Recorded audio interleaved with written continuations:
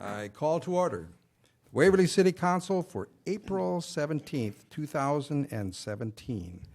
Is there a motion to approve the agenda as distributed by our city clerk, Carla Geyer?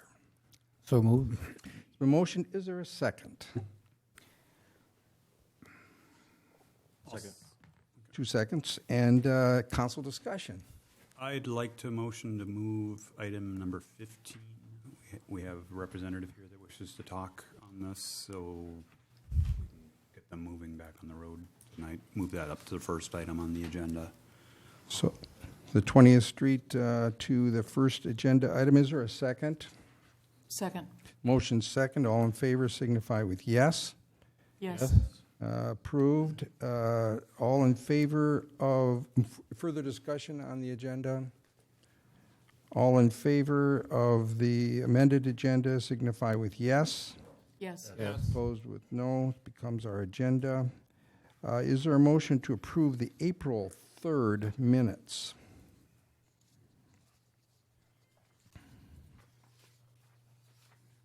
Move approval. It's been moved for approval. Second, please. Second. Motion seconded. Council discussion. All in favor signify with yes. Yes. Opposed with no. These are approved minutes. We have 2 proclamations this evening. Allow me to read proclamation number 1.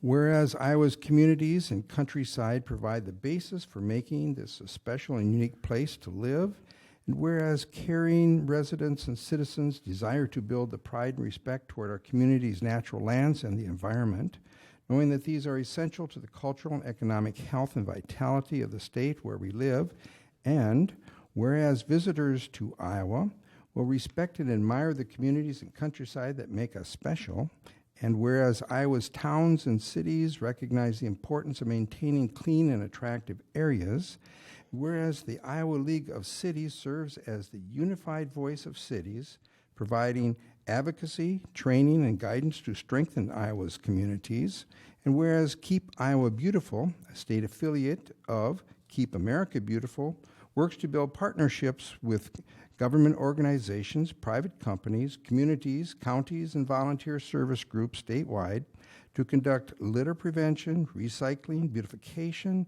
community and landscape enhancement, increased volunteerism, and waste minimization programs and projects. And whereas, for more than 16 years, Keep Iowa Beautiful, its board of trustees and sponsors, have combined leadership, creativity, insight, and expertise that continues to enhance the beauty and cleanliness of Iowa. Now, therefore, I, Charles D. Infelt, Mayor of Waverly, Iowa, encourage our citizens to undertake personal and organizational efforts that will enhance the cleanliness, health, beauty of our community and state. And I do hereby proclaim April 2017 to be Keep Iowa Beautiful Month. Is there a motion? Move approval. Been moved approval. Second. Second. Motion seconded. Discussion. All in favor signify with yes. Yes. Opposed with no. Proclamation number 1 is approved. Proclamation number 2 reads as follows. Whereas trees are a most valuable resource in Waverly and the state of Iowa by purifying our air and water, helping to conserve our soil and energy, creating jobs for our people, providing critical wildlife habitat, and yielding bountiful recreation. And whereas disease, insects, and pollutants have damaged and continue to threaten our trees, creating the need for reforestation programs and concerted public action towards ensuring the future of the city's urban forest. And whereas this year, on the 17th of April, Arbor Day, the people of Waverly pay special attention to the wonderful gift that our trees represent and dedicate themselves to the continued health of our city's urban forest. Now, therefore, I, Charles Infelt, Mayor of the City of Waverly, Iowa, do hereby proclaim the day of April 17th to be Arbor Day for 2017. Further, I urge the citizens of Waverly to become aware of the importance of trees in our community's well-being and to participate in tree planting programs which will ensure a green Waverly in the decades to come. Is there a motion? It kind of is the motion. Yeah, second, please. Second. All in favor signify with yes. Yes. Yes. Opposed with no. Both proclamations have passed. Can I ask a question on that? Yes. Going on with tab with the elm tree removal, not the elm tree, ash tree removal. I noted that Cedar Falls was putting a stop to their removal to look at some of the new treatments that are being out there. Have we looked at any of that? Without getting political, after an editorial in the Waterloo Courier,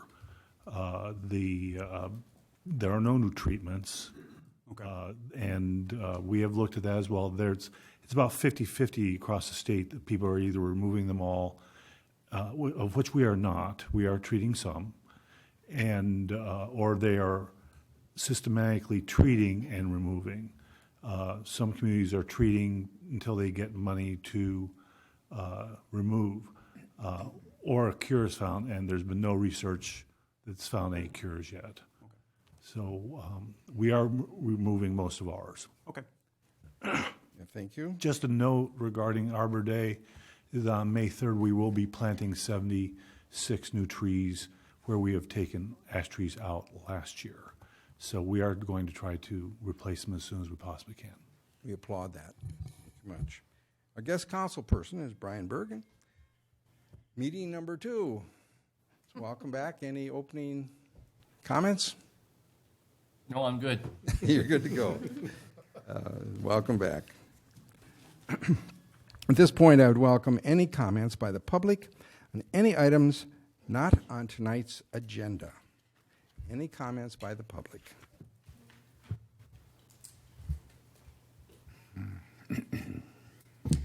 Good evening, Council. Good evening, Mayor Infelt.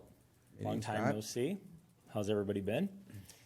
Justin Scott with the Eastern Iowa Atheist, looking to do some follow-up to the last time we chatted.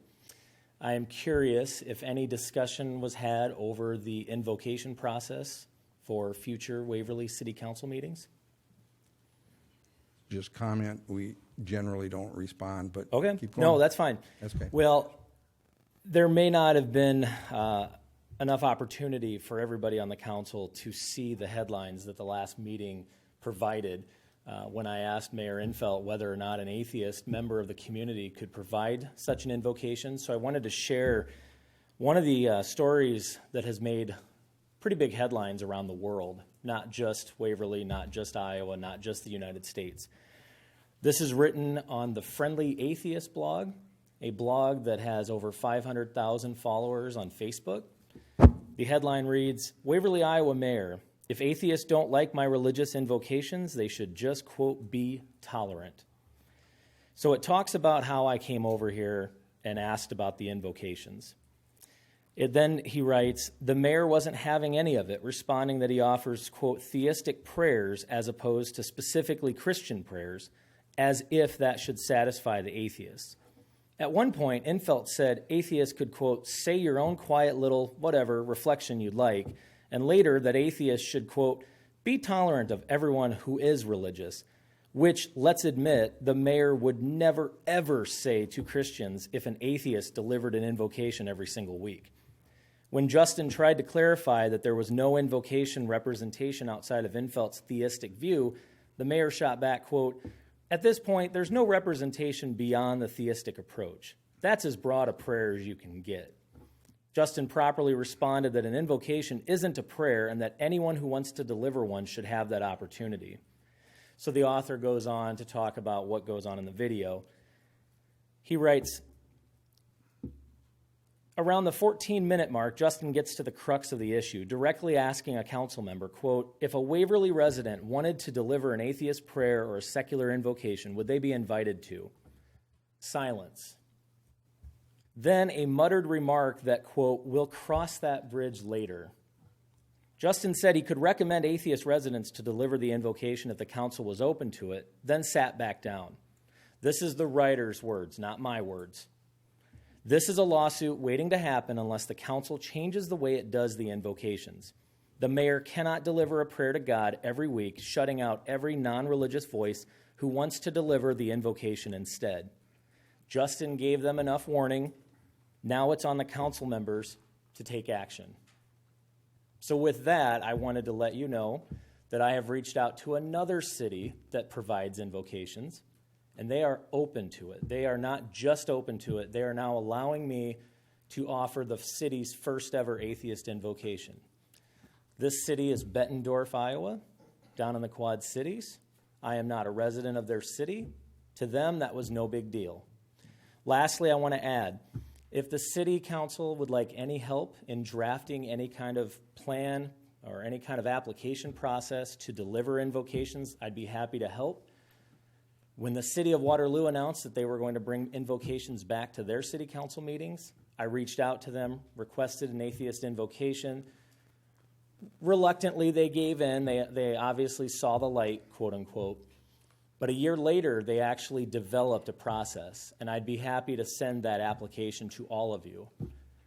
I want to do this as a friend. I want to do this as a friendly atheist, hence the name of the blog. We want to be a part of this experience. We want to enrich this process. We want the atheist voice and all of the other voices of every other worldview to play a part in this meeting. Thank you. Thank you. We have 4 items. Are there any other public comments for tonight from the public? We have 4 items on tonight's consent calendar. They are ownership change at Walgreens, liquor license needed. We have a liquor license request from the Wooden Foot. We have a cigarette, tobacco, nicotine vapor permit from Prairie Links Golf and Event Center. And we have the cash disbursements for the month of March to approve. Is there a motion? I move approval of the consent calendar. Second, please. Second. The motion and seconded. All in favor signify with yes. Yes. Yes. Opposed with no. Approved. Regular business item number 1. This is, we are moving up for all of us, number 15, which is engineering for the 20th Street Northwest reconstruction project. City Administrator, we also have a special guest with us tonight, and this is the reason for its first. Yes, sir. We have Ryan Davis here with McClure Engineering, and with the distance he traveled, I greatly appreciate council allowing us to move up so he can get back on his way. It's a little bit of a drive ahead of him, but we're looking at the engineering for 20th Street Northwest as we continue to move forward with our projects, or at least the engineering of them in preparation for hopefully some possible federal funding. And if not, then we would have to go with complete local funding, but at least we'll have our engineering done, set, and be ready to go. And so with that, with Mike, Ryan, want to kind of introduce and go?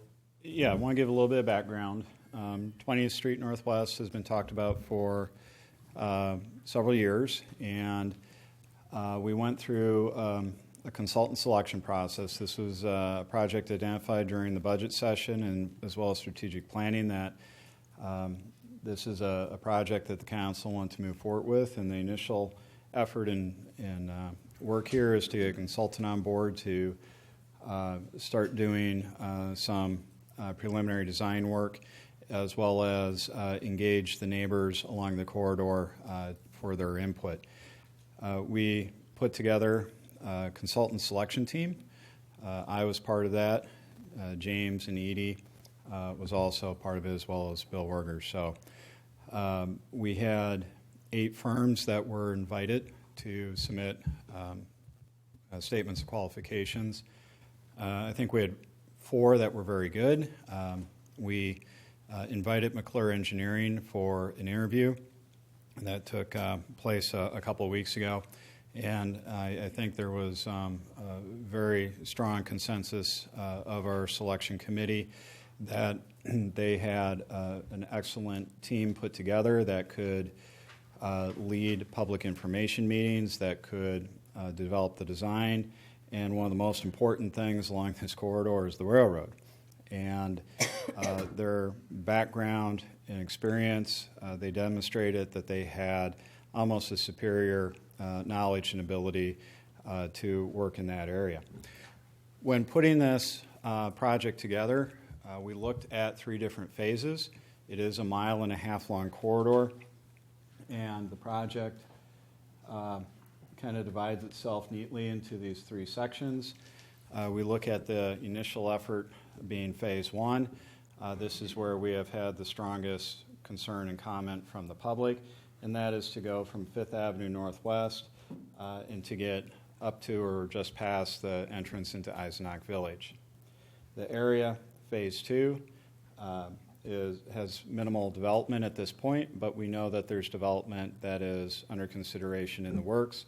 And then the 3rd and final phase is the last stretch that up until recently was entirely in the county, but now a portion of it, portion of the roadway has been annexed into the city. So again, we see that long term, that the roadway, it makes sense to improve it all the way up to the county blacktop there, that in time that area will likely be annexed into the city as well. So we felt that it was important that we not just look at the initial phase 1, but we look at the entire corridor, and we determine the appropriate design and configuration of the roadway. We also are looking at looping the water main from here by Bartles up to Eisenach Village. Right now, Eisenach Village is effectively on a dead-end water main that comes from the Jadestone subdivision.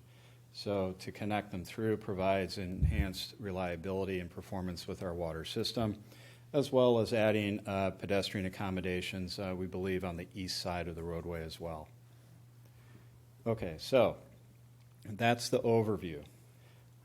If you want particulars about it, and about the agreement, engineering agreement, Ryan is here for that. It is about $178,000. It is a not to exceed. So if things move along very quickly and efficiently, we could come in substantially less than that. A sub-consultant of this that we will need to look at approving is a geotech firm to come in and take soil borings and samples as part of this project as well. So if we advance the engineering agreement, we'd look at probably in about a month or so coming back with a geotech agreement as well.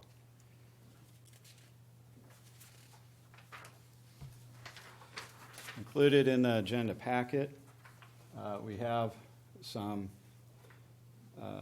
photographs. Google's a wonderful thing because it labels the street for you. So 20th Street Northwest, as we're approaching the railroad tracks, this is kind of that phase 1 location area.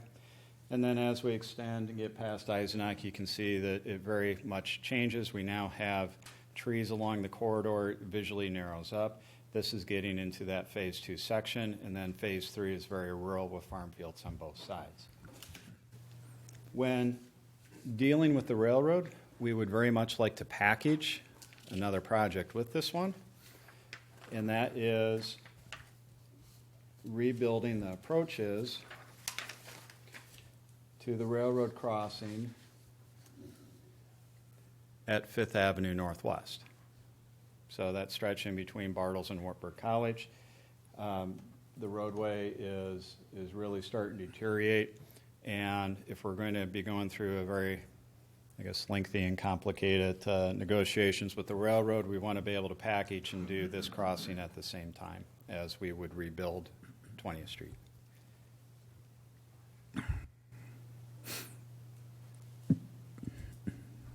Questions? So, Mike, how much do we add to this project by including the 5th Avenue approaches? At this time, it's undetermined, but it would be about, I think it's 150 feet on both the east and west side. And that cost estimate would be developed as we proceed forward. The timeline for this is on the second page of the agenda memo. And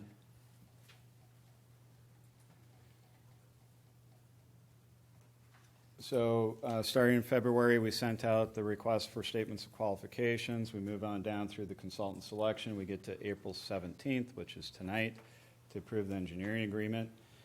And we are looking at May, July, and September to have neighborhood and public input sessions. So we'd want to definitely engage the people in Eisenach Village to hear what their issues and concerns are to make sure that they're addressed, as well as the public. Then we get into late September, early October, presenting a final report. We look at this as referred to as a 30% design. It identifies the right-of-way needs, identifies the type of roadway that you're going to build, but doesn't have the fine details yet. This is the process that was used for the Cedar River Parkway. Back in 2010 and 11, we did the 30% design, and then that led into doing final design work. So if the council and the public likes what they see in late September, then in October, we'd be looking at advancing probably the phase 1 reconstruction effort and developing an engineering agreement to move into the final design phase. Construction, we'd be looking at the fall of 2018.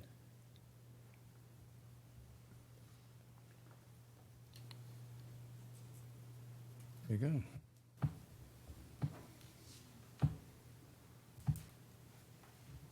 Any comments? Nope. Ryan Davis, 1360 Northwest 121st Street, Clive, Iowa. That's very traditional. I'm very used to saying that. But Honorable Mayor, members of the council, thank you very much. If you approve tonight our contract, we thank you. McClure Engineering thanks you, and we look forward to getting this project underway. I know the rail is number one big concern, and as Mike kind of alluded, our staff and our team that we put together have excessive railroad experience, mainly with the DOT. We have two highly qualified DOT ex-members on our team that have dealt heavily with all three of the Class 1s, and specifically CN, which runs through Waverly here. So. You can both stay there. Let's do a motion so we can do it under council discussion. Is there a motion? I move Resolution 1751, a resolution approving an agreement for engineering services with McClure Engineering Company of Clive, Iowa for the 20th Street Northwest reconstruction project for a not-to-exceed amount of $178,150. Second? Second. Now council discussion.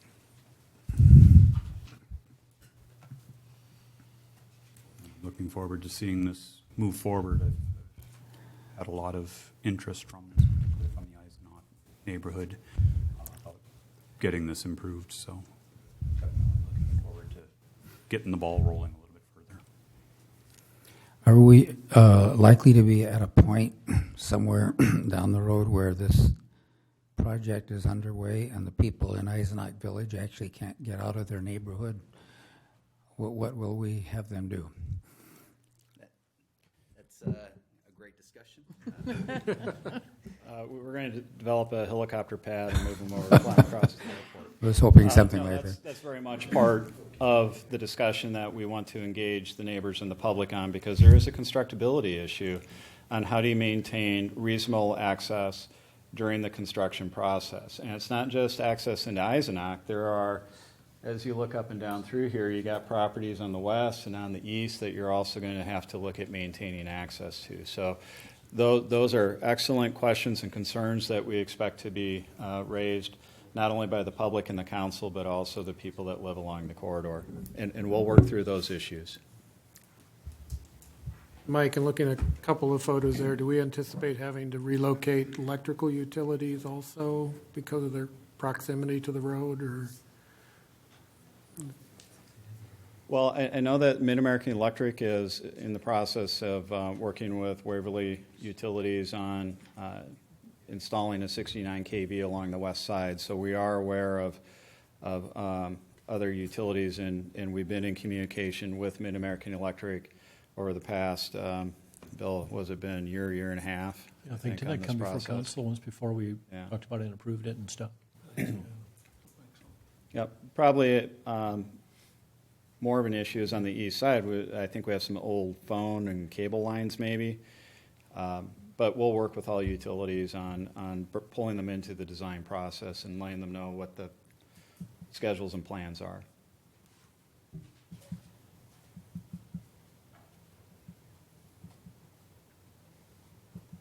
Any more discussion? Can I have a question? So you're talking about putting a water line along this while you're also redoing the road, is that correct? So this is going to have to go under the railroad tracks? Yes. Is that going to be exciting? Depends on who you ask.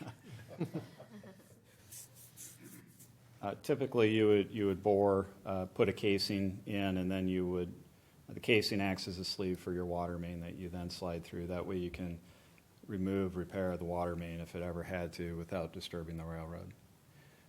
Railroad may take an opportunity to also replace their track. They're doing this at Bremer Avenue, but dealing with railroads, they don't shut down for days, they shut down for hours.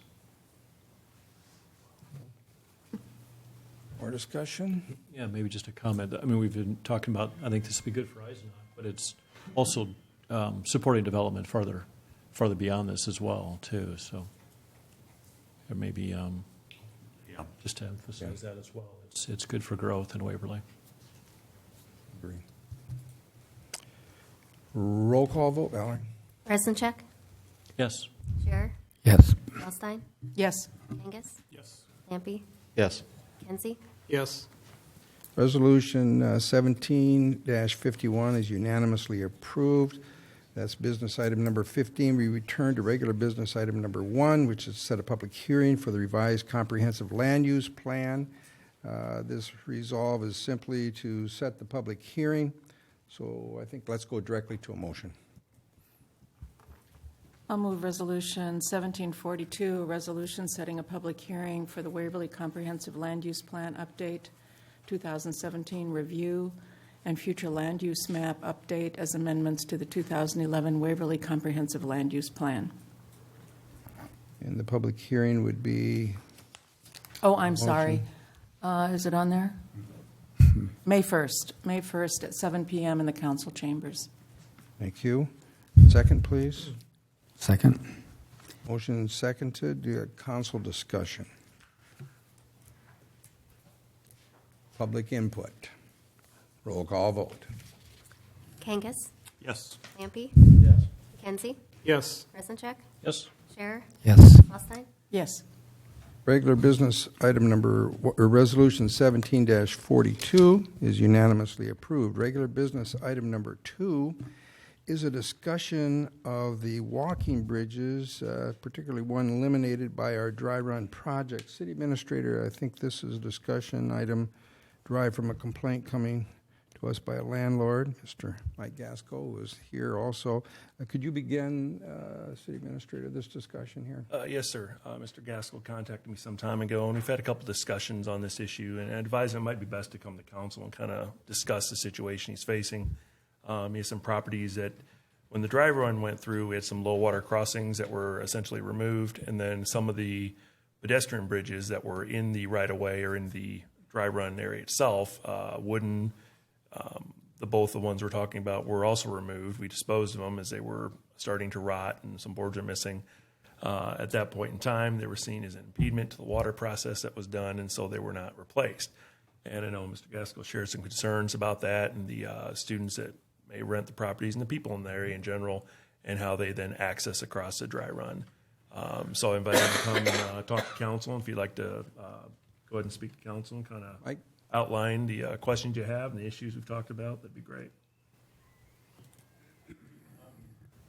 I wasn't aware of all your modern technology here, but I do have something here that I would, I don't know, I guess I'm the lone one out here, so if I could just, there's 5 of them there. You may have to share.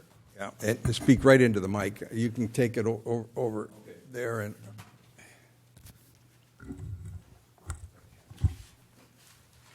There are just some pictures inside of these folders, and they're just kind of numbered 1, 2, 3, 4, and I'd like you to take a kind of a look at those together. This is basically, number 1 is a picture of what 6th Street used to come across the dry run there and go into 6th Avenue. Number 2 is Knott's Play Lot there. Pardon? We can help you get the projector on so it'll hit the screens too. That way everybody's, there you go. Zoom it out a little bit. He doesn't know how to zoom it out. Just go Somebody up and might, zoom it out. might want to help him. Size it up for him. There you go. And then council flips Okay, there. number 1 is where 6th Street used to come across the dry run to 6th Avenue.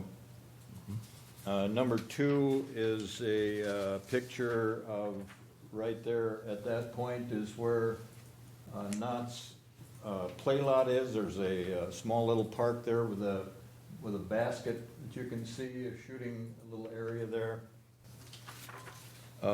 Number 3 is the area of my main concern is where 7th Avenue or 7th Street used to cross the dry run and come into 6th Avenue. And you'll see at the bottom of this picture right here is the sidewalk on 6th Avenue where it used to be. You shoot right straight across there. That is on the south side of the dry run, and that is the edge of the Wartburg property. That's where their northeast parking lot would be just off to the You right have to of that speak, picture. almost speak into that mic just a little bit more if you can. I know it's juggling things a little bit, but otherwise the public can't hear. I should say that we got into this property when my daughter was a student here at Wartburg 5 years ago. The previous owner, she had lived there with some other girls, and the previous owner wanted to sell it. And at that point, I had a son that was coming to Wartburg, and I thought, gee, if I'm going to pay rent or room and board for 5 years, you know, I might. And this property owner wanted to sell it, so we got together on a price, and that's how I ended up having this house. And of course, a year and a half later, my son transferred to UNI, so there we go. So it's been rented out to college students ever since, and it's been a very good. The spot has been very good because college students haven't had to have a car to get back and forth to class. But this, of course, was when the footbridge was there, and at that point on 7th Street is when you could actually drive a car across there also. When the dry run came, or when the flood project came through, the 7th Street and 6th Street were both not replaced, and at this point neither has the footbridge, which I think it's an issue. I think because number one, the property was much more advantageous and likable to college students because of the location of it, and they had a footbridge there where they could walk. Also, in one of these other pictures, and I'm not going to take all the time, but it is picture number 4. That would be just to the west of where this that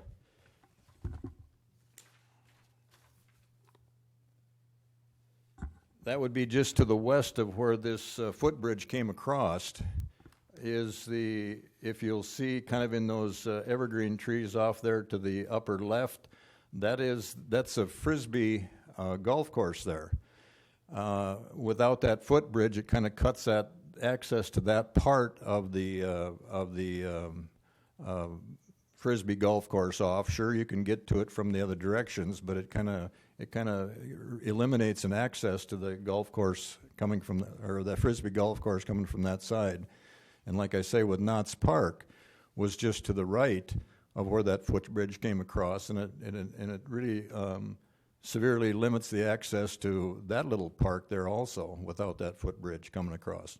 True, you can walk all the way around.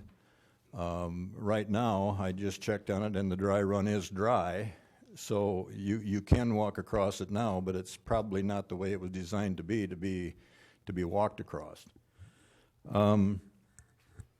So basically, what I would like to see is this footbridge be put back. I think it's not only a, when you're going into times of fitness and communities are expanding their bike paths and walking paths and everything else, this kind of cuts this one off without that footbridge. There were sidewalks on both sides of that footbridge at one time, and now the sidewalks are still there, a lot of it, but the footbridge is gone. And I would think it would be advantageous to the city of Waverly. You've got a beautiful town here. One thing I would like to see is another eating establishment, and I believe we talked about that. But a beautiful town here. You've got a wonderful college here. So I think this is just something that is needed, I think it would be a plus back to the city to put that back, to put that footbridge back. There are other pictures in this little thing. I'll not spend your time. You can look through those. That is the access to the 4 homes now that have been cut off by the absence of 6th Street and 7th Street coming through there. We didn't used to have to drive by that portion that you see on those pictures. Now we do, and it doesn't make for, what should I say, a scenic route to those properties. And I don't know. I don't have any idea who owns those properties. I think that something probably could be done to make that area right there on that 500 block just a little bit better. But like I say, this is what you have to travel through to get to those houses. And the other picture that you saw in there is the house I'm talking about. Is the house that we own that we rent out to college students, and it's rented again for next year. So thank you for your time. I would really appreciate it that if you would give this some very serious consideration and to see what you can do to put this footbridge back in that area. Thank you. Thank you, Mike. Discussion.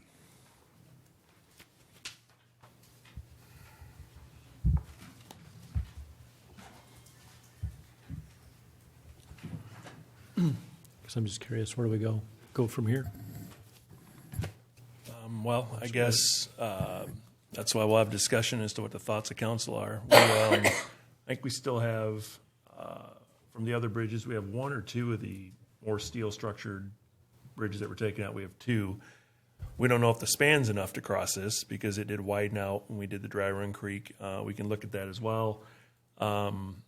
We were kind of talking through it, and I talked to Mike a little bit. There may be DNR permitting needed because it's a waterway we're crossing now that was developed. We may have to look at footings. Mike, am I forgetting anything else? It's in a FEMA floodplain, so you're going to have to jump through every single hoop if you're going to put a structure in that spans the flowway in a FEMA floodplain. I mean, I certainly appreciate it being brought to our attention, but I guess I'd need to drive up through there and walk around a little bit to really venture an opinion one way or the other. So I don't know if we put it on a future work session or... I'm sorry, can I get your name? I was looking on Beacon to try to find, I was trying to look on it for an aerial photo. What was your name so I can look up the property address? What's Mike Gaskell. Oh, okay. What's that property address? 614 6th Avenue. Okay, yeah. Northwest. Okay, let's just digging kind of would. Could I ask a question about this floodplain? How was the original bridge put there? Because it was always a floodplain. Well, the floodplain would have been delineated, I want to say, in around 1980. Waverly had many low water crossings. We eliminated all of those because of the public safety issue. We also, where we eliminate the roadways, such as at 2nd Avenue and 4th Avenue, as well as 6th and 7th Streets. We also eliminated the pedestrian crossings because to span those flowways was with a ped bridge was seen as a substantial and maybe unnecessary cost. This was considered by the public through public information meetings that were held.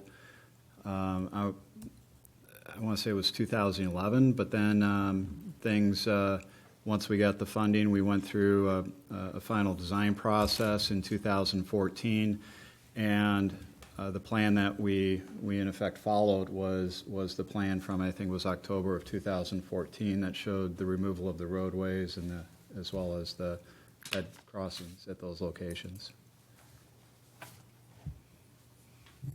Now, did you say there were 2 bridges removed? I remember the bridge on the along 7th Street Northwest, kind of on the west side. Was Only there 1 footbridge. only 1 footbridge? Yeah, Okay. That was on 7th Street. Right. Yeah, Brian, there were other locations where we permanently removed them as well. So we did keep the steel ped bridges, and there's 2 of those. They span about 40 feet in length. How much? I think they're right around 40 feet. 40 feet, we think. About what this takes. Yeah, that's kind of the concern then, is if we go forward, or if council wants us to investigate further, we can try and get an estimate of what it may take, try and dig into DNR, any FEMA issues, and we can certainly investigate it and go forward if council wants to do that. And that's kind of why we brought Mr. Gaskell here, at least explain his position on this, and then the possible financial issues that we may look at. And again, I agree, it's hard to know without having numbers, but again, we didn't want to go and invest the time to go through if you didn't have the interest in possibly looking at it. So I certainly understand the concern, but I would suggest that before we give any direction that we all drive by there. I mean, one of the things I think we would have to take into consideration is how many people we're serving. Your house is well-kept, nice little house, but there aren't a lot of others, I don't think, if I'm remembering correctly, that would benefit from that as well. Right. As I stated, I think you would be serving a lot more people than the 4 homes that are there by putting that footbridge in, because there used to be quite a few people that used that as kind of a walk trail. People like to walk where there's not much traffic, and that's an area where there's really not much traffic. So it was used quite heavily.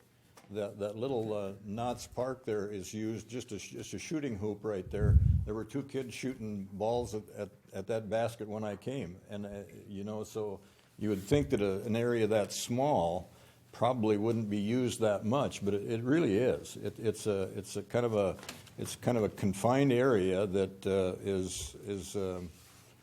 it's a nice secret back there.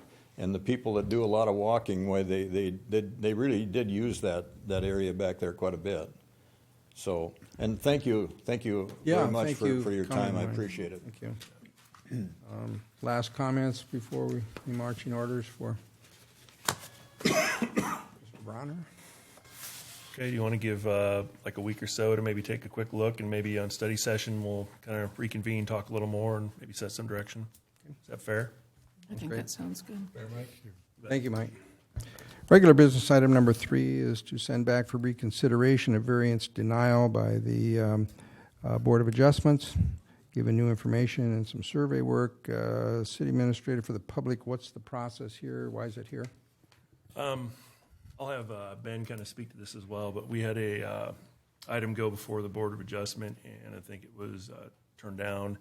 And part of the procedure is it can then be brought to council to be possibly remanded back to Board Adjustment for additional consideration. I was not at the meeting. I know Ben kind of chairs that a bit, so I'll let him kind of run through the details to what happened and what brought us to today, and then council can go ahead and discuss accordingly. Ben? So sure. I serve as secretary for the Board of Adjustments. And in this particular case, the homeowners weren't able to attend the meeting. They brought more information to light that wasn't discussed during the meeting. And so the board essentially voted on the information that they had, and so they turned down the variance request. And then the applicant filed the proper proceedings through the city clerk's office that's afforded through city code that he has the opportunity, they have the opportunity to appeal that. so that they can bring forth what new information they have, and then it's up to the council if they decide that, well, if this new information is more pertinent, then it ought to be remanded back and reconsidered by the board. The council cannot overrule the Board of Adjustments. However, they can just, as a council, you guys can look at the new information, which I believe you have in your packets. I think you have a new site plan with an accurate measurement done by a surveyor, and also a brief statement from the applicant there too, to look that over. I don't see the applicants here This tonight. is something, Ben, you'd support out of your I office? think with new information, I think it may warrant this. At least to look at it again. To look at it again. I don't see the harm in that. Why were they not there, or why wasn't this information already available with the first review? Sure. I believe I can't speak on behalf of them, but I do know in secondhand knowledge and talking with them, they did express that they had another commitment that night, so they weren't able to attend. But the additional information? I guess they presented it kind of after the fact. They said, well, we actually had this, but we didn't give it to you. So if you see the date on it, it was from a while back. They just didn't present it, so it wasn't included in their packets. So. Further discussion? Formal motion?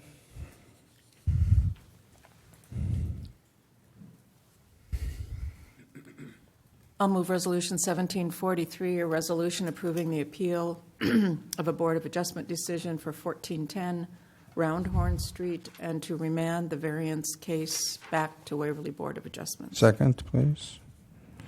Second. Further council discussion?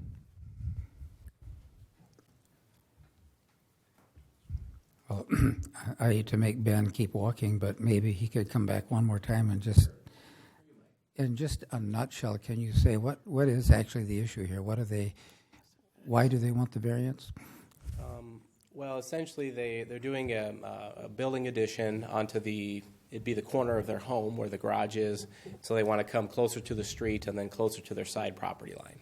Although this says that they're only appealing the front setback, not the side setback. And the rationale for that is because the new survey information is more accurate, and it reflects that they do not need a side yard variance at this point. And that's another rationale for bringing it back to just say, well, we're kind of amending our request to just the front yard for consideration. So. Okay, thanks. And it's a matter of 2 feet, I think, right? Yeah. Something like that. The front yard's a little more substantial. Oh, is it? Okay. Yeah, I think 6 it's about feet? 6 Okay. feet. Yeah, the side yard, I don't have it in front of me, I apologize. Okay.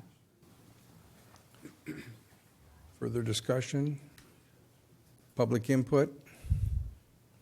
So take a roll call. Mallory? Kangas, Yes. Hampi, Yes. McKenzie, Yes. Bezincheck, Yes. Sherrill, Yes. Holstein, Yes. Resolution 17-43 is unanimously approved. Regular business item number 4 is first reading to rezone just over 30 acres of land just north of the Eisenach Village from agricultural to multifamily. City Administrator James Bronner. For the public. What again is the issue here?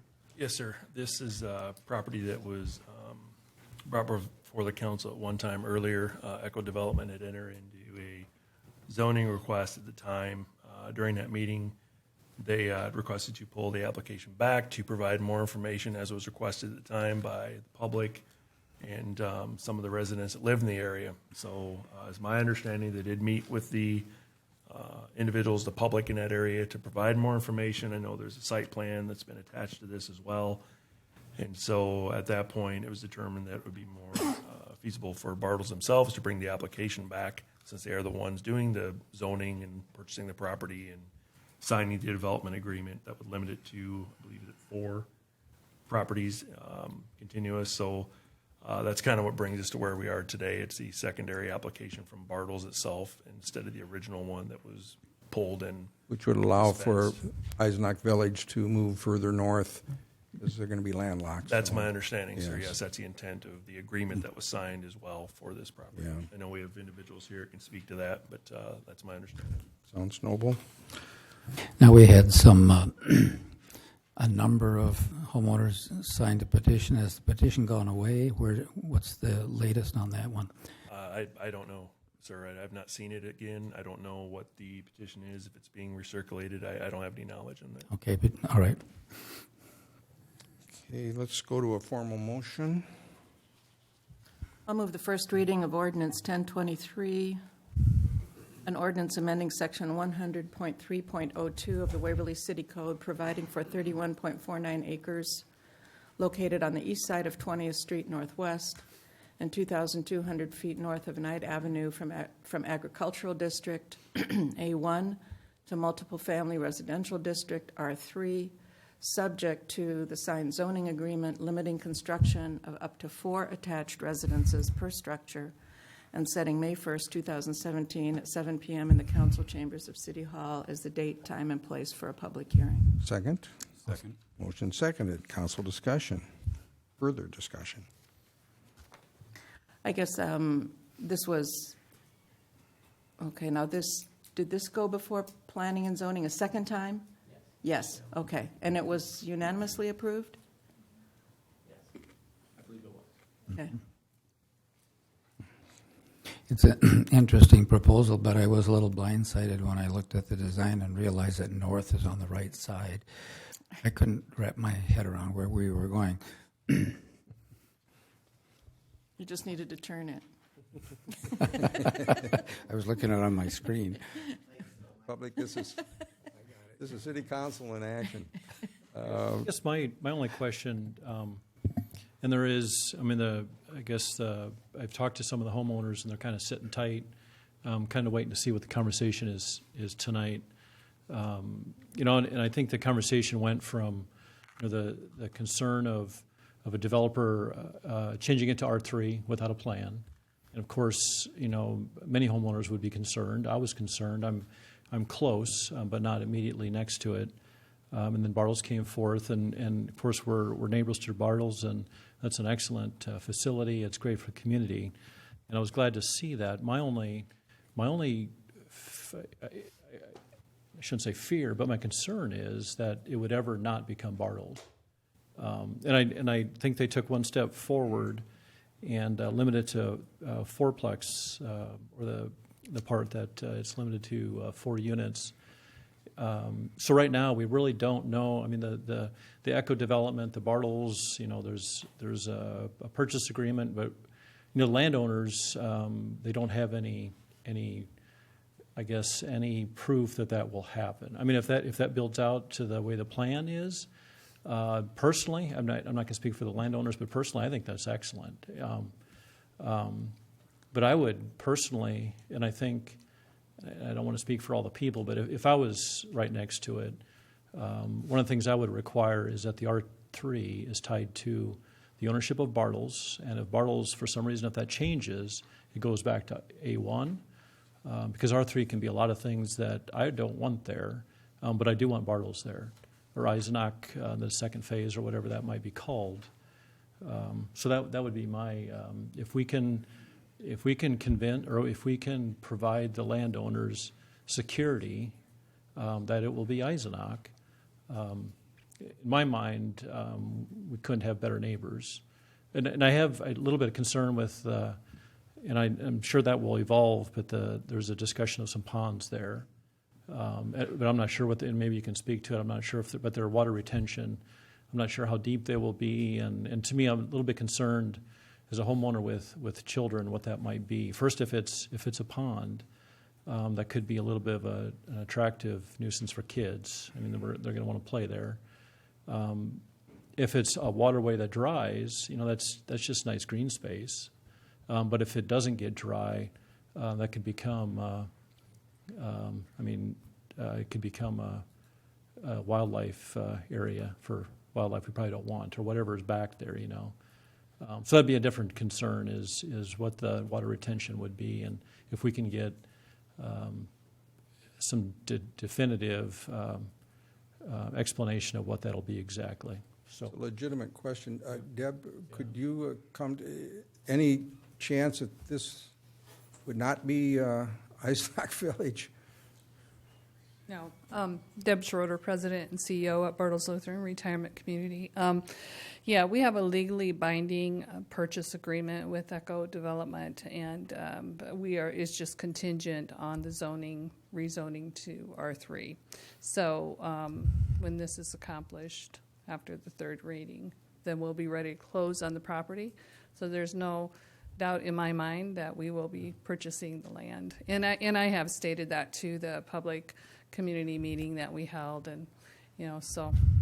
But it's nice to say it in public here. Well, Absolutely. and I think I wonder if we can't even go one step further. I'm not sure, but I mean, it's a zoning agreement for this R3 that there will be 4 plexes at the most. Right. So no more that than zoning 4. agreement, I think, is for that zone Right. in perpetuity, no matter who owns it, as far as I understand it. My only concern, though, is R3 for Bartles is a wonderful thing. R3, if it's not Bartles, I don't want in my backyard. But R3 allows more than even just the 4-plex, so it's limiting it already. And I think it would be highly unusual, and I'm guessing not a good practice, to tie a zoning decision to ownership. I've never heard of it before. Yeah, and that's my only concern. That would be unusual. I agree with that. But if I would not agree to it if it was not, if I didn't have. I mean, if we're filling up prime real estate with R3 and things might change, and I hope that it doesn't. But things can change. Then all of a sudden, Echo Development come back in and they can put 4-plexes in and do things that we don't want there. And that's what I'm trying to avoid, because that'll have a significant impact to our property values. Echo would have to buy it back from Bartles. Which is a signature. I mean, yeah, and that's my concern. That's just, I mean, that's easy to do. And then they've got our 3 zoning, and And to Edie's point, if I'm reading the zoning agreement, it states that rezoning it to R3, permitted uses shall be restricted to no more than 4 attached dwellings per structure, and goes on to a little bit more. And then bullet B says the foregoing conditions shall be binding on the property owner, their successors, and assignees, and shall apply to the above real estate and shall run with the land. So we are tying these restrictions to the land regardless of who owns it. But it could be 4-plexes, though. It could be 4-plexes that are not. I mean, it could be 4 trailer houses tied together. I mean, it could be 4-plexes of anything. So that's my concern. Is. I mean, I as a sorry, Dan, go ahead. I'm just surprised that we put trailer houses on R4, or R3, but. Well, no, just it could be any structure, and maybe it can't. But that's as I talk to neighbors, that's a concern. Is because the discussion at the planning and zoning meetings probably hasn't been probably too much focused on the citizens. In fact, they were told that they couldn't ask questions at one meeting, and so the concern right now is basically the contingency plan if it doesn't become Bartles. But I hear some consensus that with around Bartles, and it's a wonderful addition to the community. Any further discussion? No, I'd just echo kind of what David said about the ponds or the retention there, that there was some concern that Bartles Eisenach Bartles had a kind of a community forum to answer some questions about that. And that was one thing talking about, because that area is higher up than where Bartles is, and it drains in that direction pretty heavily out of that field. So just concern about that, but echoing some of that concerns that it becomes a magnet for kids to want to possibly get over there, and some concerns about the city park there that's off of Park Avenue, and how wet it gets during rainstorms as well, and how it's going to drain, and whether any of the change over there will bleed any water directing towards their existing houses as well, how that'll all work out. There's a lot of concern in terms of that. Anybody remembers Gentlemen of the Road where the mud field really was in terms of the trying to get the cars in and out. That's where we're talking about. You know, I mean, there's already a pond there. I'm over there quite a bit. I've never seen one child there. Now that doesn't mean they couldn't get there, but The pond south of Eisenach. yeah. Yeah, these ones are going to be like No, right backyard of. Yeah. Yeah, and as I mean, and our kids grew up there. And that's off in the distance. You know, everybody in the neighborhood knows that it's private property. I in fact, called the manager there just so I can tell the kids, hey, that's private property, don't go there. But there's kids out there. Just this past winter, there's kids walking across the ice. And that pond is unusually deep. And it's great for the residents there. And that's my concern. But that's for many of our kids, that's a trek away, and they know not to go that far. But if it's right across the lot line of some of these houses, if it was my house, that would scare me. So I don't know how deep it's going to be. I guess I don't know that. Tell you that this is a concept drawing that's in your packet, so it's not fully engineered, but you know, with any development, we're responsible for managing the water flow on the property so that it cannot, you know, dump into neighbors' backyards or parks or anything else. In terms of the actual depth of it, it's not known because it's not fully engineered yet. But certainly, you know, we've heard the concerns loud and clear, and all of that will be taken into consideration. Whether, you know, Bartles or anybody else was buying this property, they would have the same issue in terms of water retention and management. So, you know, we will do our best to make it just a wonderful development as we have at Eisenach Village, and you know, we're certainly aware of the neighbors' concerns. But Is there a way that it could flow instead of retain the water? So I'm not an engineer. I really can't address that. But you know, I think that needs to be known, though. I mean, from a property owner, I would expect them to, because there's many small kids that would be across the fence from that. You know, I live right on the river, and my husband and I raised two young girls right next to the river.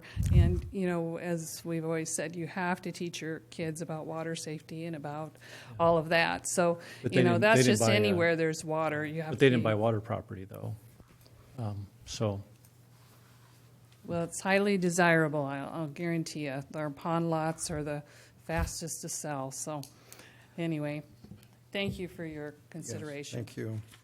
Yes, I looked at the site plan, and my first reaction was, if I lived in that neighborhood, great, they're putting up some screening between me and the new houses. It looks beautiful. My concern is, and before Eisenach was built,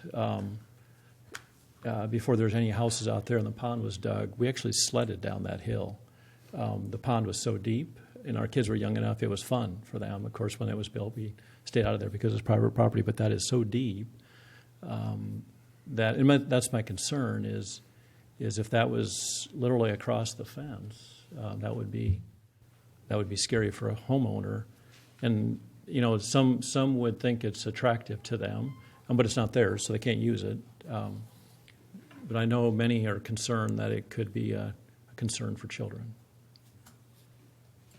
On the good side of a pond, though, you get all the ecosystem advantages. You have birds and everything else, and the balance of nature works well. So, yeah. Well, thank you, David, and everyone who's bringing up the discussion. Further discussion? Public input on this one?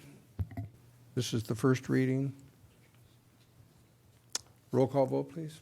Lampe, Yes. McKenzie, Yes. Resenchek, No?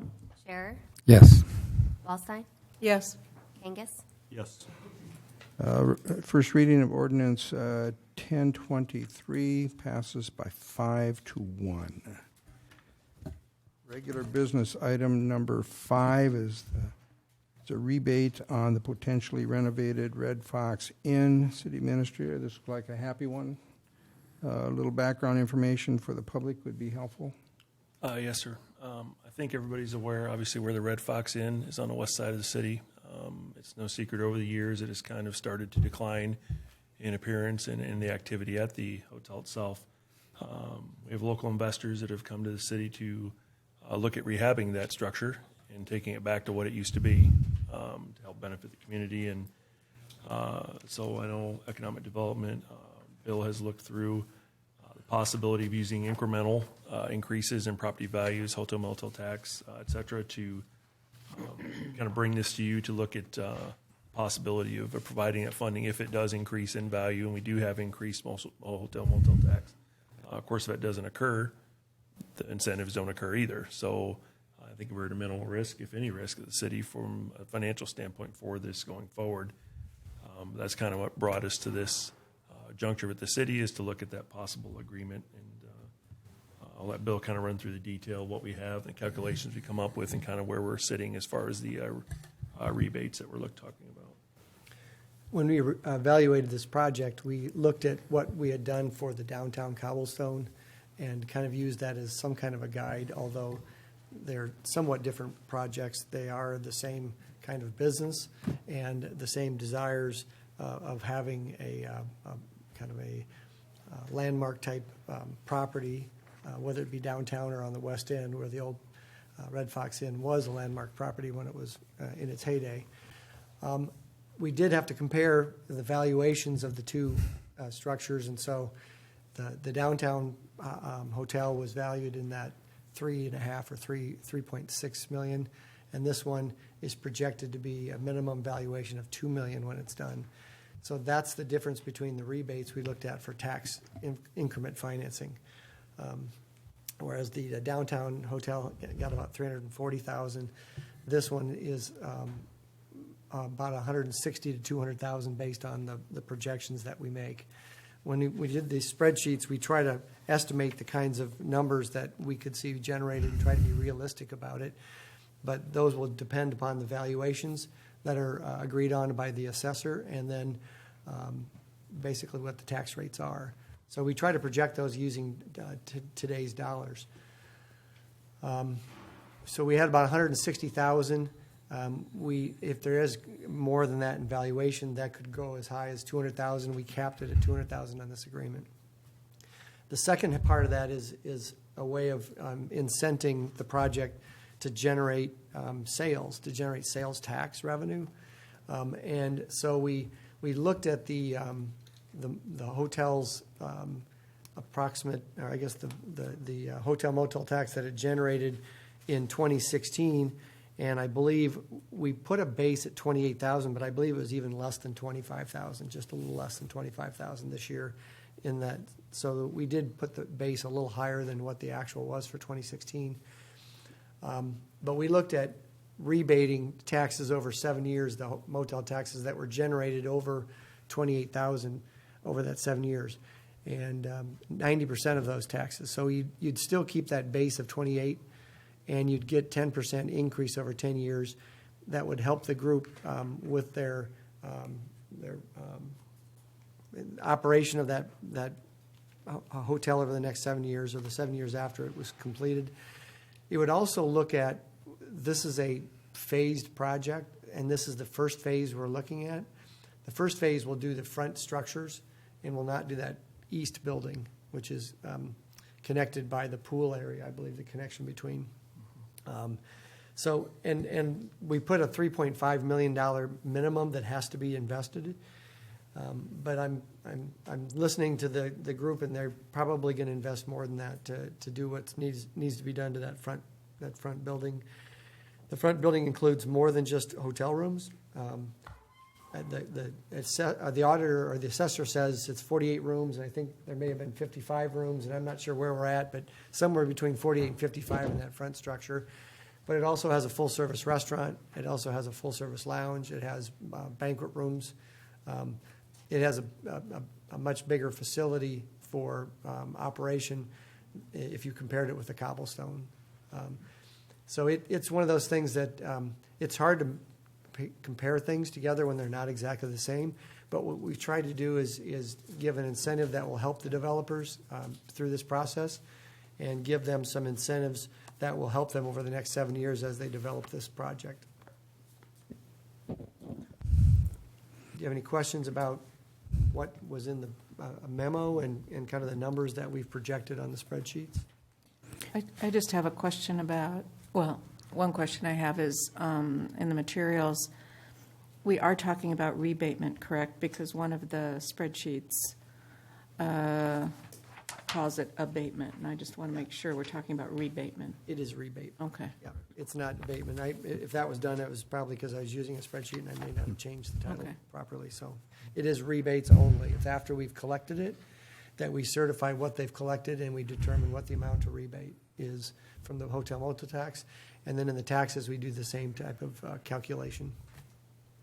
Just for the public, that means that we don't have that money now because of the development of the property. All this will be generated, and then we'll rebate from that, so that's nothing lost here. It's all gain.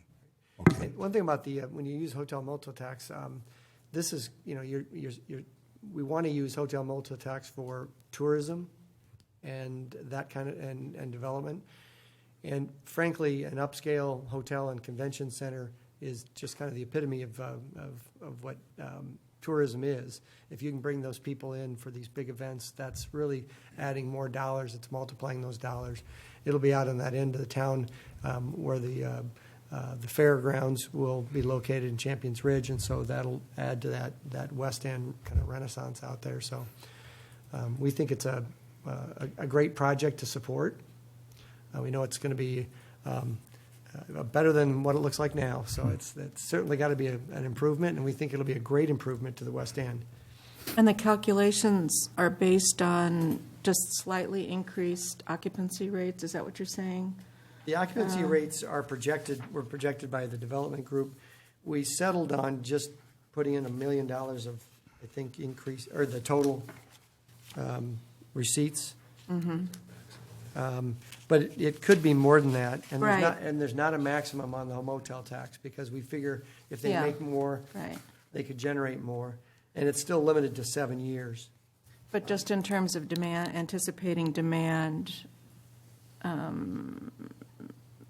you're using, at least in, maybe not, but I thought I understood you to say you're using some of the figures that would be comparable to, but somewhat higher than what's currently happening? I mean, if... Oh, certainly, it's going to Yeah. be substantially more than what's currently happening, because although 3 or 4 short years ago, I think it was generating closer to that Okay. 900,000, and now it's been substantially reduced over the last couple of years. So, And that's primarily because of the shape it's in, and I guess what you're assuming is that it's not because there isn't demand for that kind of facility, but right, yeah. there's been a lot of damage to areas Yeah. within there, and they haven't been used. So How are the occupancy rates downtown? Do you know? I don't. I know they've increased substantially. I think they're happy with the progress they've made. Bill, is the development group that wants to do this, do they own the property now, or do they want to buy it contingent on what the city agrees to do? Well, I'll tell you that they do not own it yet. This is a commitment to go forward with this type of incentives, so that they can feel comfortable moving forward. And the financing wants to know that the incentives would be available to them, so they can factor that into their financing package. It would be subject to them. We would do an agreement that would come back for final approval based on the commitment to these incentives. And it would be based on the fact that they would have acquired the property and moved forward with the project, or are moving forward with the project. Yeah, I guess I was encouraged to see this come forward, because I think it's a good companion project to the Champions Ridge development out there. Plus, it would appear that it's going to draw a lot of its occupancy not away from other hotels in town, but more the folks that are coming to the convention center part of it, or therefore the weddings, whatever it's hosting, versus just travelers, that type of thing. We have Rich Dane here, who's representing the investor group, if you'd like to hear from Rich.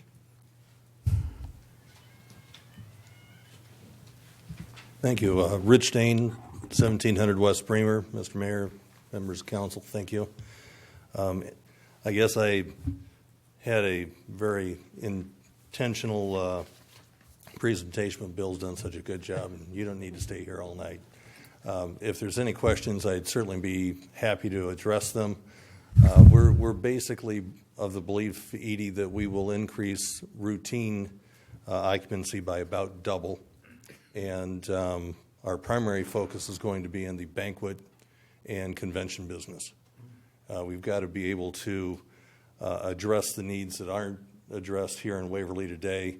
Currently, there's, I believe, the revenues generated by travel in Blackhawk County are in excess of $350 million a year. We continue to bleed people to those hotels, and there are no facilities around large enough to handle a 400 or 500 person banquet or convention. The Red Fox is one place that can do that. So we're going to be focusing on banquet convention business, and we believe that that will help build revenue throughout the entire business district.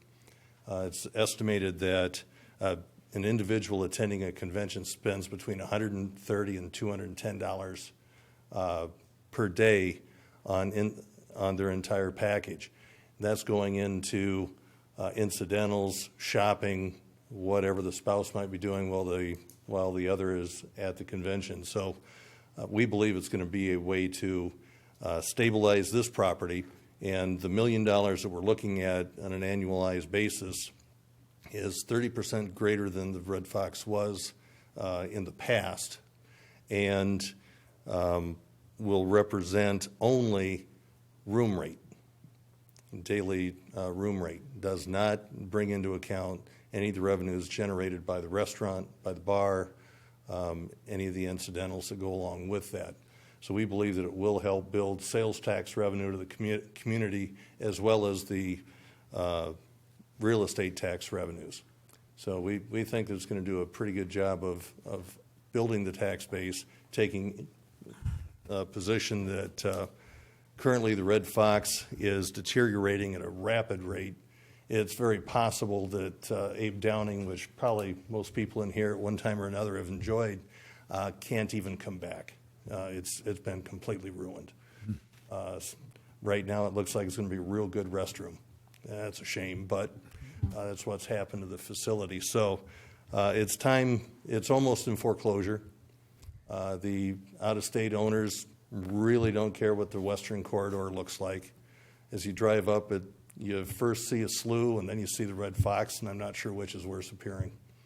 So we hope to entirely change that by a complete redo of the facade, parking areas, lighting, interior complete rehab, tear out all the old bathrooms, nice walk-in showers, make it a near luxury hotel. And this agreement can provide us with the ability to continue capital improvement on the second phase while the first is in progress, and manage our investment and our results through reaching and accomplishing these goals we've put into the agreement. So there's a good solid base underneath. We've got to hit 28,000 or 400,000 or we can't do anything.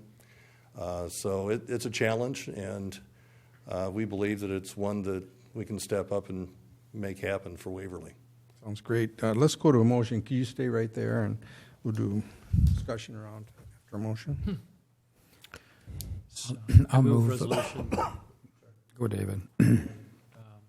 Lost my place. I move resolution 17-44, resolution approving of TIF and hotel motel rebates for a development agreement for renovation of the Red Fox Inn. Second, please. I'll second it. Now, council discussion.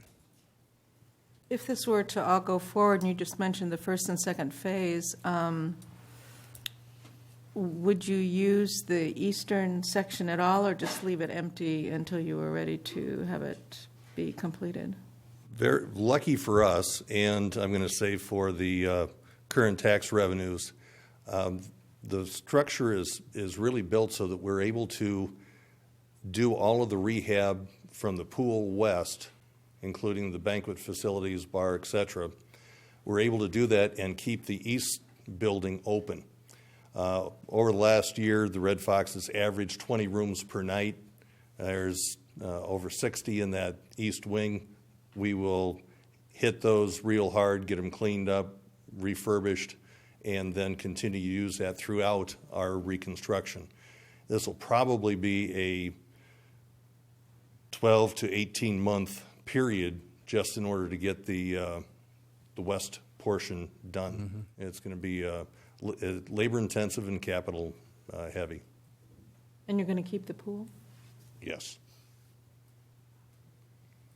Most of us remember going to birthday parties and all that good stuff, and we want to bring that back.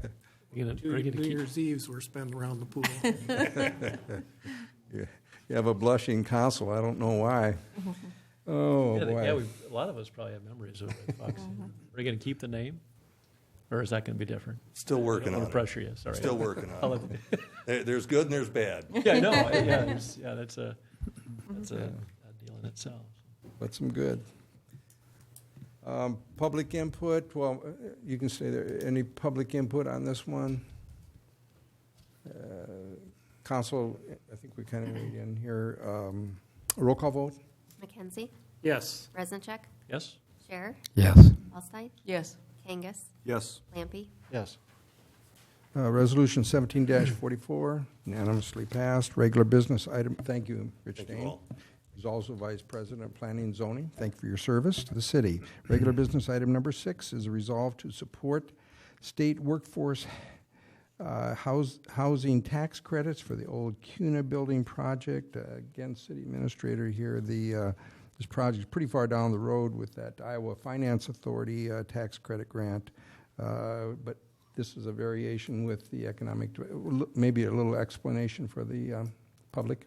Yes, sir. The initial resolution that council approved to support the Iowa Finance Authority tax credits was received. It was awarded. They were very pleased to get that award. They'd always intended to attempt to get a few more sources of financing coming in. I know they've met with state historical tax as well to see if that's going to be applicable. I don't think we've heard anything yet on that. And then this is the third of the three, the Iowa Economic Development, the IEDA, workforce tax credits as well. So they had attempted to go forward with this with the original resolution, but IEDA said, no, we want one specific to us. So that's what brings it to you as well. I don't believe there's any additional funding required. Is that correct, Bill? There's no additional. This is just a letter. It's just a letter to support it going forward. So our match we've already contributed and made present will be also added and applicable to this. Got it. Formal motion, please. I'll move approval of Resolution 17-45, a resolution supporting Cohen S3 Affordable Partners LLC's Waverly Historic Lofts LLC efforts to rehabilitate the CUNA building and supports the developer's efforts to receive a tax credit award from the Iowa Economic Development Authority for this project. Second, please. Second. Motion second, council discussion.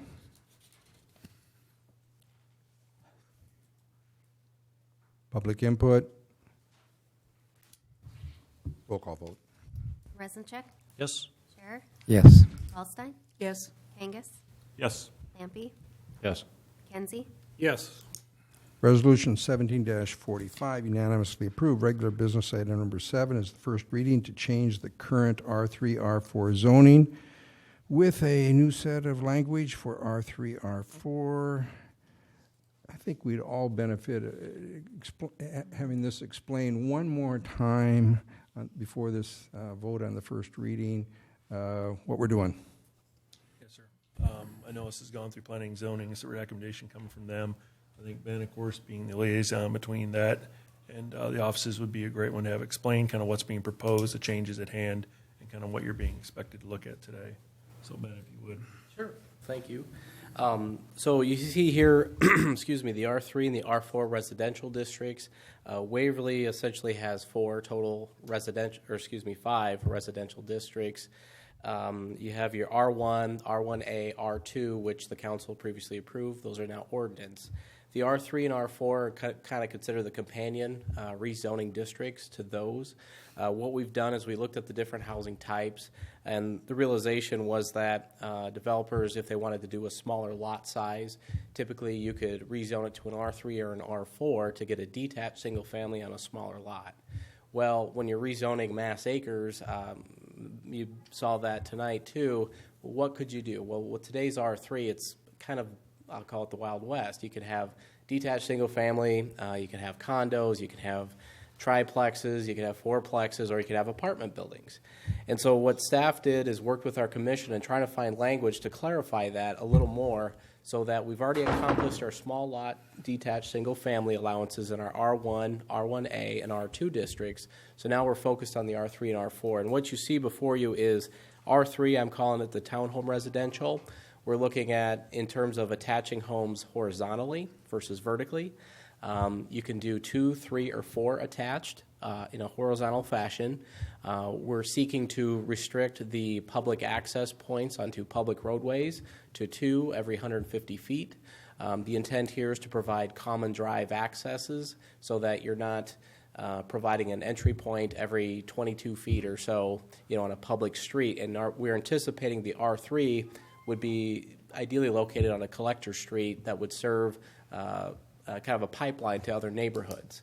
And so to restrict the driveways and to allow for 2, 3, and 4 attached in the R3, and working with our commission, they voted to approve this. And looking at other communities too, this is in line with a lot of other communities that are similar to Waverly's size. So we find that the R3 is appropriate, as what you see tonight. And the R4 essentially is your highest density housing we can muster in Waverly. Imagine your apartment buildings, that's where these would go. Again, we were trying to provide for provisions too, imagining impervious surface areas, providing for a minimum standard of 10%, I believe we set it at, of open recreation area, with the intent of saying it's going to be a campus-like setting where you're not going to have potentially access to a park if you're in an apartment building. So providing for an open recreation area kind of made sense. That kind of hit a sweet spot with, I think, our commission too. And frankly, to kind of summarize it too, we also put a heavy emphasis on connecting with sidewalks to adjacent sidewalks for pedestrian access.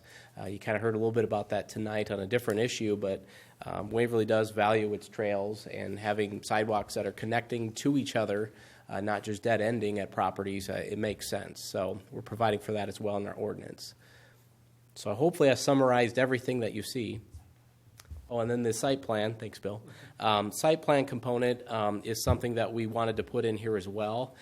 We had that in the R3, but it wasn't real clear into what the minimum standards would be for a site plan. What are we talking about when you say a site plan? So what we've done is we've compared ordinances, and what we discovered is a lot of the strong ordinances that we found that gave great clarification and some comfort to builders when they are going to build something is they wanted a realistic checklist of what they can expect. So you can see in the R3 district, we're providing minimum site plan standards that essentially boil down to at least show us you have some semblance of a plan. Should staff view these and decide that it's not meeting what these standards are, they could appeal that to the Planning and Zoning Commission. And should they get a recommendation from the Planning and Zoning Commission, again, that's not to their liking, or they felt that there was something still not that their intent is being met, but they're just not seeing it, they can appeal it to council as the final relief valve, I guess you could say. So it is, in a sense, it's allowing staff to do what the ordinance provides for. Should somebody be aggrieved or decide that, this isn't quite working out with staff, they can appeal it to the Planning Commission and have them decide it, or they can appeal that as well to the council ultimately for the final say-so. So hopefully, again, that is trying to summarize everything you're seeing before you. That was helpful and important to the city moving forward. If you could stay there again, and we'll also like to do a formal motion, please.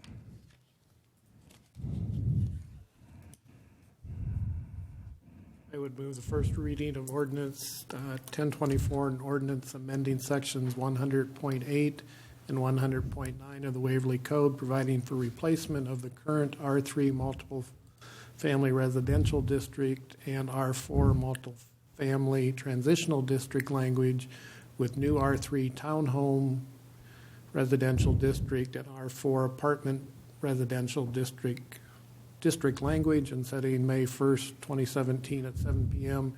in the council chambers of City Hall as the date, time, and place for a public hearing. Second, please. Second. Motion seconded. Now, council discussion. Just for clarification, when you say R3 would be horizontal, are we talking single story or they could be two-story? They can be two-story. The intent, though, is when you attach them, it's not going to be stacked on top of one another. Typically what you see in an apartment building where you're stacking, 2, maybe 3 or 4 floors. That's not allowed in the R3. You could have a unit that has 2 stories, but it'd have to be one unit, and you're attaching them horizontally, if that makes sense. Yep. Really it's interesting that we had the other Bartles resolution here tonight, because, that would be an example of what we're going toward, I think, with this R3, and that you wouldn't have to then make it be part of a construction agreement that you limit yourself to 4. That's correct. It would just be part of the zoning itself. That was kind of running into my background too, is if we approve this, does it retroactively change anything with what brought home through Eisenach Village or? Well, actually, the zoning agreement as it was proposed actually mirrors the R3 kind of the density allowance as far as you can attach no more than 4. And ideally, in the R3, this ordinance proposal, you could do 2, 3, or 4, but no more than 4. It also says in the agreement that they agree to be subject to any new R3 that's put in place before they start development. So in fact, if this was passed, then they would be subject to this R3. Okay. Public input? Ready for a vote? Roll call? Scherer, Yes. Wallstein, Yes. Kangas, Yes. Lampy, Yes. McKenzie, Yes. Reznacek, Yes. First reading of ordinance 1024 is unanimously passed. Regular business item number 8 is to set a date for the issuing of the general obligation bonds for the public. This is, I think, Champions Ridge driven. Is that correct? Yes, sir. When we discussed this during budget that hearing, we talked about the possibility of having to do a separate resolution, separate hearing for the Champions Ridge property if we went forward, and obviously it went forward, and so we are bringing this to you. The difference is a lot of different items are considered what they call essential county purpose or essential general purpose. You don't have to have a separate publication for some of those. This is a general, not a essential. It's a classification given to the bonds. I won't get real deep into the weeds on it, but that being the case, you'd have to have a separate resolution, separate hearing for this because it is a different classification since it's land acquisition. We're still working through the sale, whether it be taxable or not. I think it will be taxable because the potential revenue to be generated off of it. And again, there's different guidelines that take us this route. But in talking to bond counsel and Spear Financial, this is the first step to getting these incorporated into the bond sale that we'll be having probably late May, June. And this allows us to then add Champions Ridge into that. So this is that separate hearing we discussed earlier. Sounds good. Motion, please.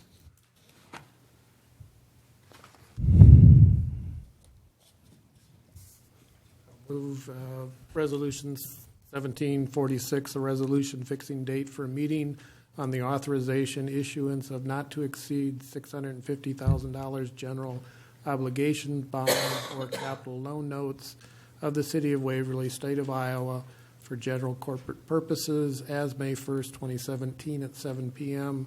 in the council chambers as the date, time, and place for public hearing and providing for publication of notice thereof. Second.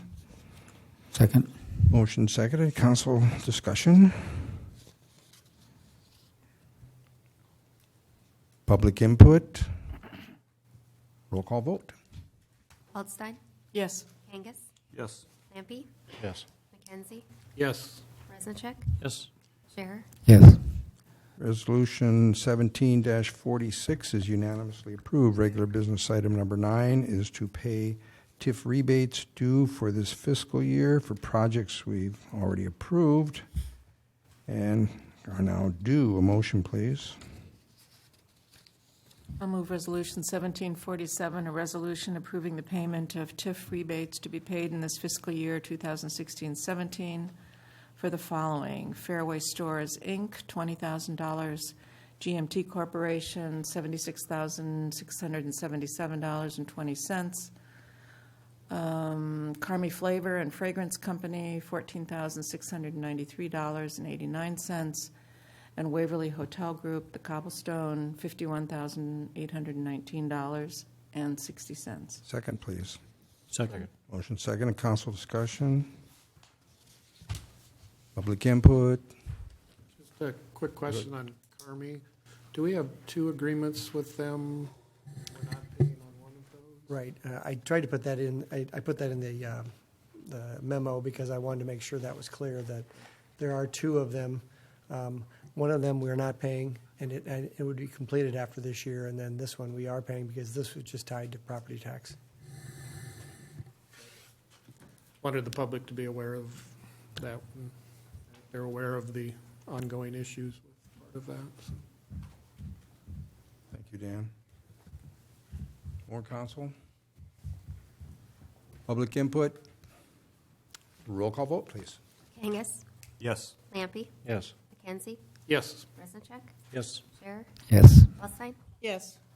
Resolution 17-47 unanimously approved. Regular business item number 10 is a compost turner purchase. Go right to a motion. Move approval of purchase of the HCL CT12 compost turner from HCL Machine Works of Dos Palos, California for the net delivered price of $31,900. Second. Second. Motion seconded. Council discussion.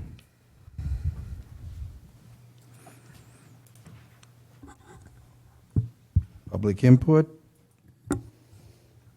All in favor signify with yes. I have a video to talk about this. A video? Ready to go. Looked right at you. Yes, we all want to see a 14-minute video on a compost turner. We were trying to get around Mike. Some people may not be aware what For- the compost turner For does. the town, that was some and humor there, I'll tell you. This will give you an idea kind of what this is and the power and torque it takes and kind of how it works. Yeah, so this is very typical of our own yard waste operations, that we have windrows of compost that are comprised of leaves and grass clippings. And one of the things that we do is when we have the company that comes in to grind up our brush and logs into wood mulch, we also run our compost, our raw compost through it to break up those leaves and kind of blend things together before we windrow it. But this is how a compost turner operates. You need a pretty good sized tractor. And Brian, why don't you come on up and you can give some of the particulars on it.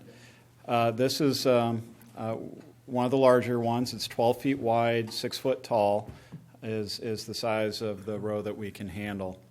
And why don't you give some of the particulars of our own operation. These things only travel at about 10 feet per minute, so but it is quite dramatic. You can see how it really rips through and is like a big blender mixing up that material. You need moisture, heat, and oxygen in order to get this material to break down. Yeah, you want to have an aerobic situation in there, so that with a turner that adds the air to that. Generally, this one that we're purchasing is a foot higher and 2 foot wider than our current one. So that'll enable us to make larger windrows, which with the area that we have available, that will help us out be able to get more material composting at one time. Generally, as I said, most of the tractors that you have has to be a creeper gear, and yeah, you can probably get out of the tractor and walk a lot faster than what that is moving at. So, Are we going to have to pay extra for this unit because they're shipping it all the way from California? no, low bid. The highest bid was from Illinois. So, But I don't know if you'll be able to see you're seeing the auger type system that really mixes and throws the material, but on the back side you have a lot of counterweight to hold the mechanical system down in place, and it's PTO driven.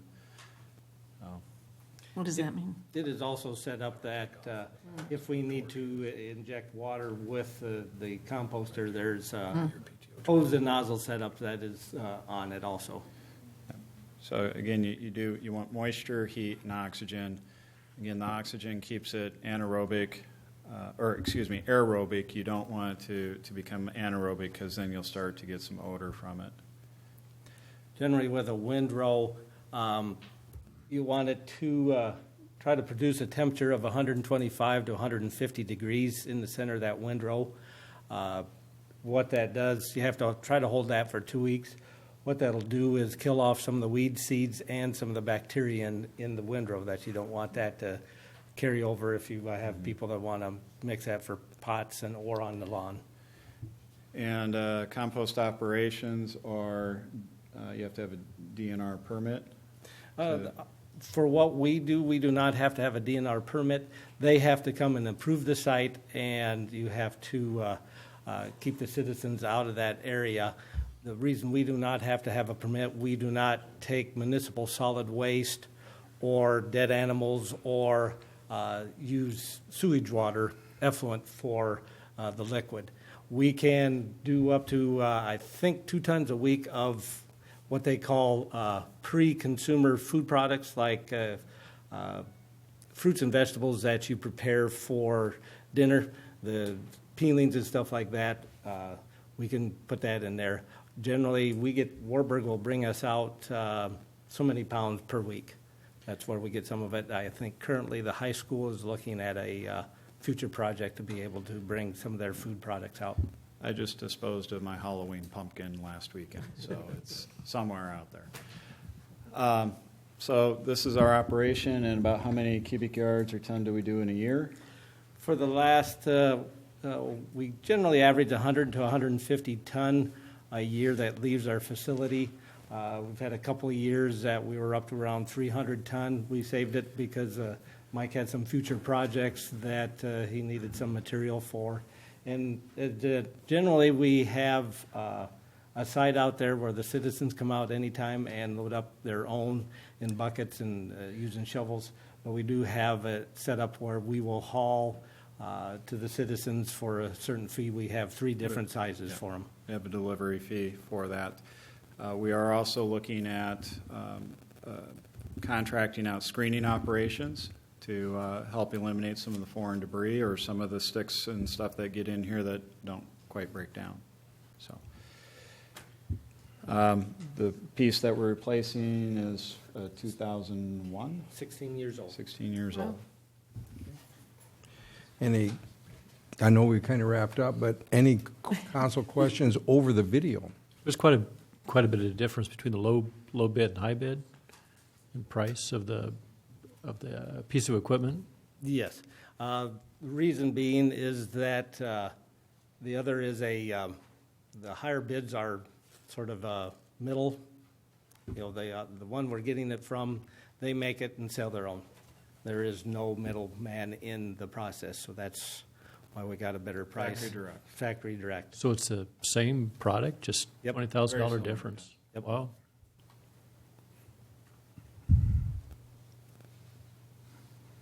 I'm still concerned about the animal comment. Do they run animals through here some places? In the ones that are permitted, yes, they can take carcasses and run them through.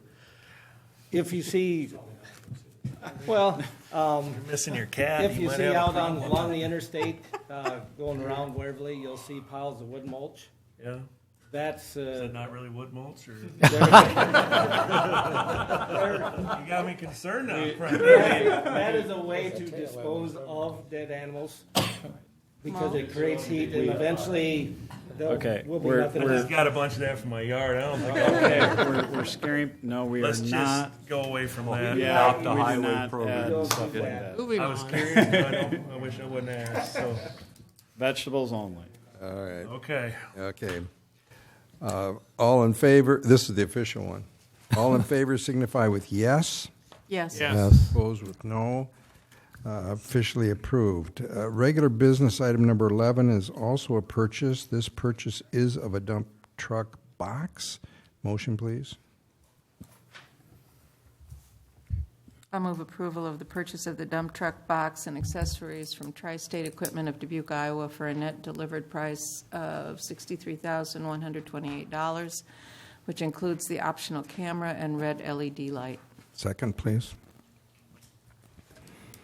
Second. Motion seconded. Council discussion and a little bit of picture here. Oh, no video?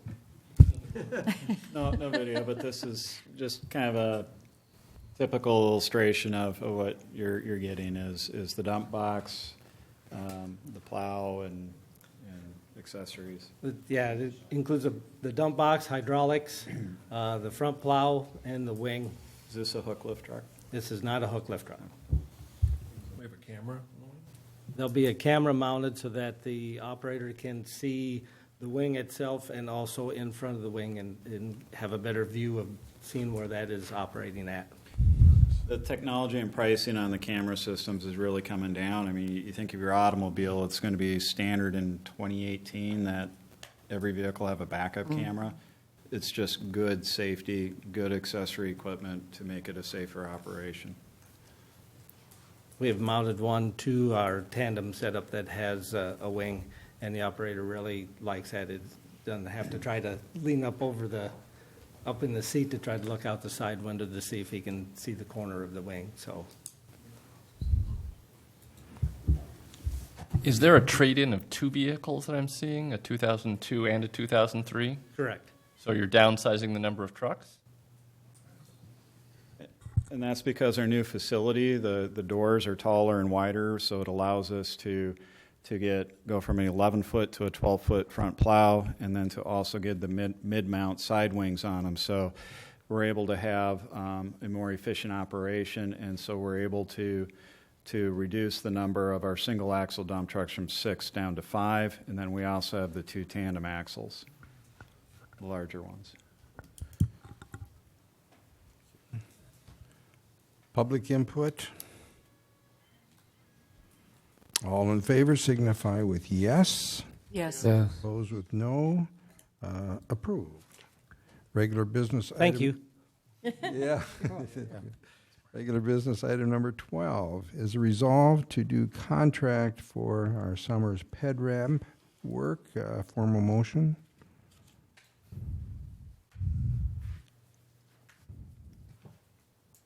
I move approval of Resolution 1748, resolution approving contract bonds and certificate of insurance from Midwest Concrete Incorporated of Peosta, Iowa, for the citywide pedestrian ramp construction 2017, and authorizing the mayor to sign the contract.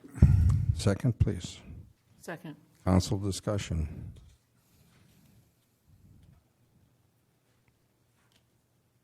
Public input. Roll call vote. Kangas, Yes. Lampy, Yes. McKenzie, Yes. Resnick, Yes. Scherer, Yes. Feldstein. Yes. Resolution 17-48 is unanimously approved. Regular business item number 13 is due contract for this summer's street coating program. Formal motion.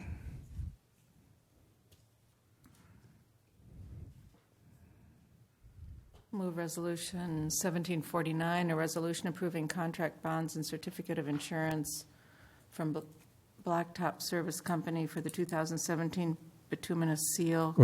Am I on the wrong one? Yeah, Sorry, let me back up. of Humboldt. Really? It was on the Maybe somebody else should take over. Of Humboldt, Iowa, for the estimated cost of $197,952 for the 2017 bituminous seal coat program, and authorizing the mayor to sign the contract. Second, please. Second. Motion second and council discussion. Public input. Roll call vote, please. Hampi, Yes. McKenzie, Yes. Resincheck, Yes. Scherer, Yes. Waldstein, Yes. Kangas, Yes. Resolution 17-49 is unanimously approved. Regular business item number 14 is the application to do our airport's hangar insulation repairs. Formal motion. Move Resolution 1750, resolution approving the Iowa Department of Transportation General Aviation Vertical Infrastructure Grant application for the bulk hangar insulation renovation project at the Waverly Municipal Airport for an estimated cost of $52,000. Second, please. Second. Motion seconded. Council discussion. I guess my only question is, this is the main area where Cedar Valley Aviation does their work and has their equipment. Is that the location? I wonder how much revenue would we get from this? I'm just curious if Cedar Valley Aviation should be helping out with this because they're the one that's benefited from it. I believe we get $2,400 a month rent from. From the facility or? They pay $2,400 a month rent. Okay. How much do we pay the airport administrator then per month? It's a little bit more than that. So it'd be fair to say that we don't get any revenue from their activity in the building. Net. I mean, that's what the figures would show, yeah. If you look so at I mean, net, I don't know if it's just Cedar Valley, do you factor in anyone else, but yeah, if you look at those two numbers, it's correct, it would not be a. I mean, we have other. Yeah, we have other tenants that rent facilities at the airport. We have a commission-approved and council-approved agreement with Cedar Valley Aviation for management of the airport. That's a 5-year contract that will be up for renewal, I believe, in November of 2018. And how is the maintenance of the building or doing this kind of thing addressing that? Is that part of the agreement that we will maintain the facility? I guess what I'm looking at is there another way to do this rather than $52,000? I mean, can we just confine it rather than, put up some sort of Tyvek or some plastic? That's in effect what the system does, the insulation improvement system. It leaves the existing insulation in place because it was installed on top of the roofing structure, and then the roofing was installed. So this is coming from the underside and insulating in between the roof beams that you see here, and installing a support system underneath. And you can kind of see almost the support system underneath the new insulation looks very similar to what you can kind of see there with the strapping. So it will be flush with the bottom flange of the roof beams. On the walls, what you're seeing is there's some leakage, some water damage and sagging that has occurred. I don't know if I can get it to show up here. Yeah. And again, this will add to the total R value of the walls and roof system. So has the leak been fixed? I believe it has. I've not been made aware of any ongoing issues with it, but the insulation in these locations does need to be repaired. If there is continued leakage going on, that will be addressed at that time as well. So I guess part of the obligation of the contract is that we provide the facilities and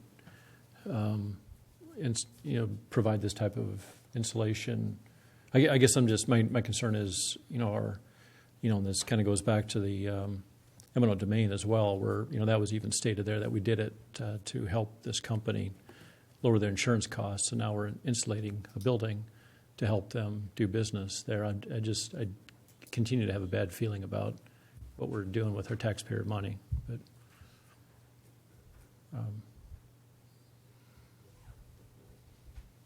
Okay. Any other thoughts on this?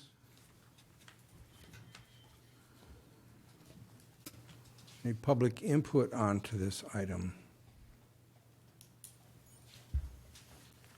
also, I guess in the I guess I'm curious. You're saying we should be a delinquent landlord, not take care of our facility.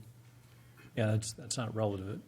So I guess I had exactly what this is. I had a question about the estimated cost of the project was $52,000, but the financing for the project was $72,000. We're applying for a grant.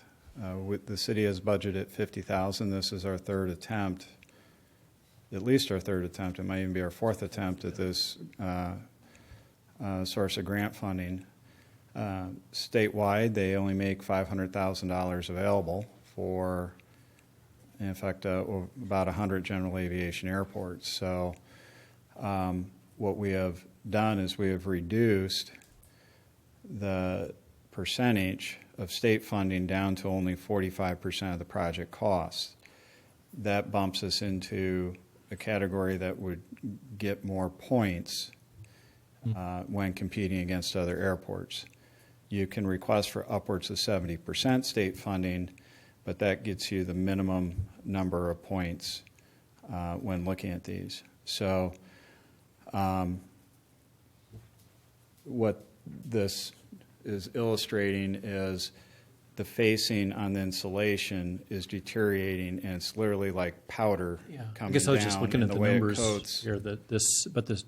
So the cost is $52,000, but we're approving, or the total financing for the project is $72,950. Now, I wouldn't. The financing available, if we get the full grant amount, would be, the $50,000 that the city has budgeted plus whatever grant money we get. There would be a total of $72,000 in effect available. So if we get the grant, we won't spend the CIP funding. Okay. We would net that out. We're not going to put it in if we don't need it. So that's the goal is after so many years of trying, it got to the point where if we don't do it now, we're going to go it alone, or we're just going to get this finished so we can quit dealing with it. So if we do get it, we'll net that out less, pay back debt with the balance if it occurs. So we hedged it based on our last 3 attempts. We probably won't get this. We're going to try. Yeah. And that's what the funding would look like. So it's a net number. It's not the addition on top of that. I guess to your statement, to me, we're being negligent in spending tax dollars to basically fund a private business. So that's what I see as negligent. And it really, we own the really doesn't benefit the business or people are using that hangar as a base. So if that business wasn't there, it's somebody else we would be renting the hangar to. We would still be responsible for maintaining the hangar. And we'd probably be renting it for a fraction of the cost. If we had no mechanic operations here at this facility, we'd probably be getting about 25% of the revenue we get right now. Do we get any revenue from the mechanic operations, though, using our city building? Do we get a cut of their business? Do we get revenue from someone using our city buildings? Yes, we get $2,400 a month rent. But we're also from this business. We actually don't net any income. There's no revenue at the end of the year that we can say the airport made us this much. Because on we're this paying particular hangar, we have other hangars that we get rent from. If they did not rent, we're not doing insulation on all the hangars. We're just doing the insulation on this one, correct? On this one, correct. I just, in my opinion, I agree with Dave that this is not a high usage for the general public. It isn't I don't think it's a good use of taxpayer dollars as a whole. My opinion. I would liken it to saying there's a street that doesn't get used very much, so let's not worry about repairing it because only a handful of people use this street, so we won't worry about fixing potholes or anything there because it's not using money for that's not That's Oh, not a it's comparison. exactly the same type of constant, you know. Okay, I think we've gone back and forth on this one. Public input. Roll call vote, please. McKenzie? Yes. Reznacek? Nope. Scherer? Yes. Waldstein? Yes. Kangas? Yes. Lampy? No. This passes 4-2. Regular business item number 15 is to do engineering on the 20th Street. Well, we already did that. Thank you very much. We are 2. The regular business item number 16, which is a mayoral appointment. This is to the Airport Commission. I'd like to appoint Von Blunt, who'll be replacing Mitch Bond. Von, who is with us, asked if he could be here, and I said not necessary, but he said I'd like to be, and so he is here. And you can see him. He also is wonderful Air Force background and pilot, and 17 years, I think, with Schumacher, private pilot. Brings a wealth of experience. I'm most impressed with Vaughn, and I'd like to nominate him. Is there a motion? Move approval of the mayoral appointment.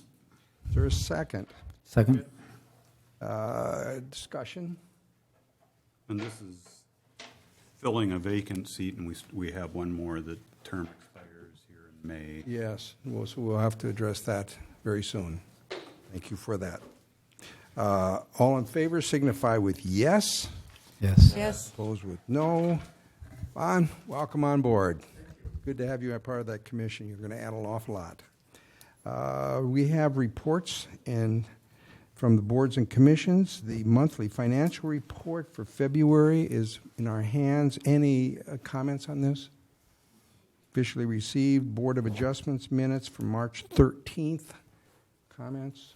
Officially received. The Bremer Waverly Law Board minutes, March 13th as well. Comments officially received. Senior Center, Waverly Senior Center calendar for April, officially received. Planning and Zoning Commission minutes from April 6th. Comments officially received. Economic Development Commission notes from April 11th. Officially received. Staff comments. Tab Ray may have something, at least he's reaching for the microphone. Just want to report that on April 9th, we had 130 dogs at the dog Easter egg hunt. It lasted about a half hour. And I will say that the administrator and his family was there to help out and witness the madness. It's a lot of dogs in that place. Wow. How many eggs? 2,000? At least 1,500 we stuffed the Tuesday night beforehand. So what do the dogs do with these eggs? They've got dog biscuits in them. And then the sponsor of the event, Compassionate Care, had a few that had some special prizes in it, like a free teeth cleaning and a free checkup, that kind of stuff. You got to watch them. They don't eat the whole egg because there might be something in there. And big ones don't even notice it, so you got to watch that. Yeah. I just want to know if they have to be able to open the egg before they can have the biscuit, or how does that work? I don't think it's a requirement. We can certainly ask the veterinarian if it's necessary. Well, we certainly do celebrate our dog park. Thank you, Tab, and thank you for orchestrating or being in on us, plotting the effort. City Council, Edie? I just want to take a minute to thank Planning and Zoning. I mean, I think we acted on two things today rather quickly, but it was a lot of work for them. The comprehensive land use plan is a big deal.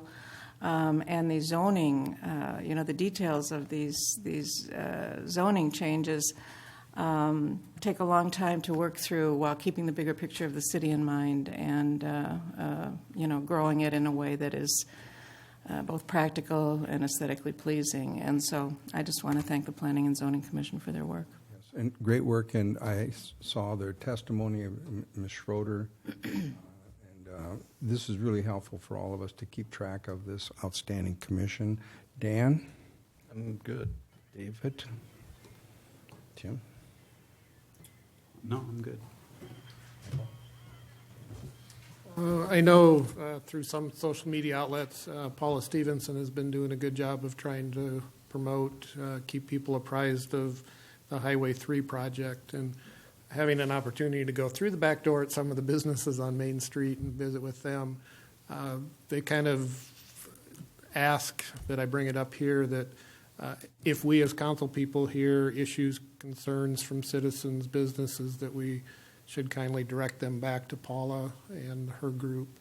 They're trying to just maintain control over the messaging, make sure that correct information is shared and those type of things. So I said I'd bring it up to this group and encourage the group to leverage Paula and some of the ways to contact her. I think there's a hotline set up. I don't know if we can get that number out to all the council, as well as social media contact. She's passing out cards to the businesses because she really wants to focus on the businesses having that hotline.